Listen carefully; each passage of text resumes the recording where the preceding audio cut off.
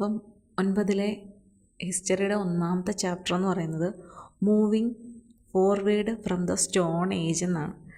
അതായത് stone age എന്ന് തുടങ്ങുന്ന ആ കാലഘട്ടത്തിൽ നിന്ന് മുന്നോട്ട് പോയാൽ എന്തൊക്കെയാണ് നമുക്ക് ചരിത്രത്തിൻ്റെ ഭാഗമായി അറിയാൻ പറ്റുന്നത്, ആ കാര്യങ്ങളെക്കുറിച്ചാണ് ഈ പുസ്തകത്തിൽ പറഞ്ഞു തുടങ്ങുന്നത്. അതിൽ പ്രധാനപ്പെട്ട കാര്യം എന്ന് പറഞ്ഞു കഴിഞ്ഞാൽ ആദ്യം തുടങ്ങുന്നത് തന്നെ നമ്മുടെ പ്രിയപ്പെട്ട നെഹ്റുവിൻ്റെ ഒരു ലെറ്ററോട് കൂടിയാണ്. അപ്പം നമുക്ക് നേരത്തെയൊക്കെ അറിയാവുന്നതാണ്, നെഹ്റു തൻ്റെ മകൾക്ക് കുറേ കത്തുകൾ എഴുതിയിട്ടുണ്ടായിരുന്നു. അപ്പോൾ ആ കത്തിൻ്റെ ഒരു ഭാഗമാണ് കൊടുത്തിരിക്കുന്നത്. അപ്പം നമ്മളുടെ ആ പ്രാകൃതരായിട്ടുള്ള നമ്മളുടെ മുന്നേ ജീവിച്ചിരുന്ന പ്രാകൃതരായിട്ടുള്ള മനുഷ്യരെക്കുറിച്ചും അവർ നേരിട്ട പ്രശ്നങ്ങളും അവരെ എന്തെല്ലാം പ്രതിബന്ധങ്ങൾ നേരിട്ടാണ് ജീവിച്ച് മുന്നോട്ട് പോകുന്നതും ഇന്ന് ഈ എത്തിയിരിക്കുന്ന ഏറ്റവും ഒടുവിൽ നമ്മളിപ്പം എത്തി നിൽക്കുന്നത് ആർട്ടിഫിഷ്യൽ ഇൻ്റലിജൻസിൻ്റെ കാലഘട്ടത്തിലാണ്. അപ്പം ഇവിടം വരെയും മനുഷ്യർ ഒരുപാട് കാര്യങ്ങൾ തരണം ചെയ്ത് വന്നതാണ്. നമ്മൾ തരണം ചെയ്ത അല്ലെങ്കിൽ നമ്മുടെ കാലഘട്ടത്തിൽ നമ്മൾ തരണം ചെയ്ത ഏറ്റവും വലിയൊരു പ്രതിസന്ധി എന്ന് പറയുന്നത് കോവിഡിൻ്റെ ആയിരുന്നു. അപ്പോൾ അതെല്ലാം തരണം ചെയ്തിട്ടും നമ്മൾ മനുഷ്യരാശി ഇതുവരെയും നശിക്കാതെ നിൽക്കുകയാണ്. അപ്പം അത് പറഞ്ഞുകൊണ്ടാണ് തുടങ്ങുന്നത്. അതിലൊന്നാമത്തെ ഒരു ക്വസ്റ്റ്യൻ എന്ന് ചോദിച്ചു കഴിഞ്ഞാൽ നമുക്ക് പറയാൻ പറ്റുന്നത് ഇതാരാണ്, ലെറ്റേഴ്സ്. അപ്പം ആ ലെറ്റേഴ്സ് എഴുതിയിരിക്കുന്നത് നെഹ്റു ആണ്. തൻ്റെ മകളായിട്ടുള്ള ഇന്ദിരാഗാന്ധിക്ക് അയച്ച ലെറ്റേഴ്സാണ്. അപ്പോൾ അത് ഇങ്ങനെയാണ് അറിയപ്പെടുന്നത്, letters from a father to his daughter എന്നാണ് ഈ കത്തുകൾക്ക് അറിയപ്പെടുന്നത്. Letters from a father to his daughter. Doctor അല്ല, ഡോട്ടർ കേട്ടോ. അപ്പം അത് ശ്രദ്ധിക്കുക, letters from a father to his daughter. ഇത് ആരാണ് എഴുതിയിട്ടുള്ളത്?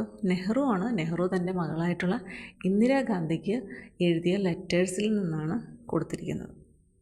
അപ്പോൾ അതിൽ നമ്മുടെ പ്രാകൃതരായിട്ടുള്ള മനുഷ്യരുടെ കാര്യങ്ങളൊക്കെയാണ് വന്നിരിക്കുന്നത്. അപ്പോൾ അവർ ഉപയോഗിച്ചിരുന്ന ആയുധങ്ങളെക്കുറിച്ചും പിന്നെ അവരുടെ ജീവിതത്തെക്കുറിച്ചുമാണ് പറഞ്ഞിരിക്കുന്നത്. അതത്രയുമാണ് അതിൽ പ്രധാനമായിട്ടും പറയാനുള്ളത്. പിന്നെ അതിൽ നിന്ന് വന്നിരിക്കുന്നത് what does he says about the kind of tools that were used by humans to protect themselves from wild animals. അതായത് അദ്ദേഹം പറഞ്ഞിരിക്കുന്നത് ഏതൊക്കെ ആയുധങ്ങൾ ഉപയോഗിച്ചിട്ടാണ് മനുഷ്യർ അന്നത്തെ കാലത്ത് മൃഗങ്ങളിൽ നിന്ന്, അതായത് വൈൽഡ് ആനിമൽസിൽ നിന്ന്, വന്യമൃഗങ്ങളിൽ നിന്ന് ആളുകൾ ഏതൊക്കെ ആയുധങ്ങൾ ഉപയോഗിച്ചാണ് ചെറുത്തുനിൽപ്പ് നടത്തിയിരുന്നത്. കാരണം കാട്ടിൽ ജീവിക്കുന്ന മനുഷ്യർ എന്ന് പറയുമ്പോൾ തീർച്ചയായിട്ടും അവർ നേരിടുന്ന ഏറ്റവും വലിയ പ്രതിസന്ധി എന്ന് പറയുന്നത്, അല്ലെങ്കിൽ അവരുടെ ഏറ്റവും വലിയ ബുദ്ധിമുട്ട് എന്ന് പറയുന്നത് തീർച്ചയായിട്ടും വന്യമൃഗങ്ങളുടെ ആക്രമണം തന്നെയാണ്. വേറെ അവർക്ക് പോകാൻ വഴിയില്ല. മനുഷ്യരും മൃഗങ്ങളും ഒരുപോലെ കാട്ടിൽ കഴിയുകയാണ് അല്ലേ. അപ്പോൾ അവർ തീർച്ചയായിട്ടും ഏറ്റവും കൂടുതൽ ബുദ്ധിമുട്ട് നേരിടേണ്ടി വന്നത് ഈ ഒരു കാര്യത്തിലായിരുന്നു. കാരണം നമ്മളെക്കാട്ടും പവറുള്ള ജീവികളാണ്. ഇന്നത്തെ കാലഘട്ടത്തിലും അതാണല്ലോ സംഭവിക്കുന്നത്. മിക്കയിടങ്ങളിലും വന്യജീവി ആക്രമണമാണ് നടക്കുന്നത്. അപ്പോൾ അങ്ങനൊരു കാലഘട്ടത്തിൽ ഇന്ന് നമ്മൾ നാട്ടിൽ നമ്മൾ സുഖമായിട്ട് ജീവിക്കുന്നു, അവരിങ്ങോട്ട് വരുന്നു എന്നുള്ളതാണ്. പക്ഷേ അന്നത്തെ കാലഘട്ടത്തിൽ മനുഷ്യരും മൃഗങ്ങളും ഒരുപോലെ ഒരു കാട്ടിൽ കഴിയണം. അപ്പോൾ എന്തൊക്കെ ആയിരുന്നു അവർ ഉപയോഗിച്ചിരുന്ന ആയുധങ്ങൾ എന്നുള്ളതാണ്. അപ്പം സ്വാഭാവികമായിട്ടും സ്റ്റോൺ ഏജാണ്, ശിലായുഗമാണ്.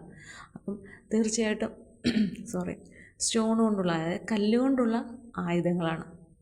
അതിൽ സ്റ്റോൺ ആക്സസ് ഉണ്ട്, സ്പിയേഴ്സ് ഉണ്ട്, നീഡിൽസ് ഉണ്ട്. അപ്പം ഒന്നാമത്തെ ഒരു ചോദ്യം അതിൽ നിന്ന് വരുന്നതെന്ന് പറഞ്ഞു കഴിഞ്ഞാൽ ഏതൊക്കെ തരത്തിലുള്ള ആയുധങ്ങളാണ്, അതായത് സ്റ്റോൺ കൊണ്ടുള്ള ഏതെല്ലാം ആയുധങ്ങളാണ് അന്നത്തെ കാലത്തെ മനുഷ്യർ മൃഗങ്ങൾക്കെതിരെ ഉപയോഗിച്ചിരുന്നത് എന്നാണ്.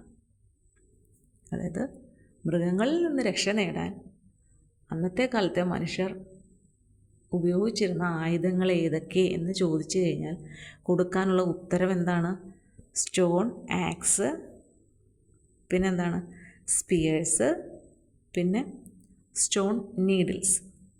ഇത്രയുമാണ് അന്നത്തെ കാലഘട്ടത്തിലെ ആളുകൾ മൃഗങ്ങളിൽ നിന്ന് രക്ഷ നേടാനായിട്ട് ഉപയോഗിച്ചിരുന്നത്. ഓക്കെ, ഇതാണ് ഒന്നാമത്തേതിൽ വരുന്നത്.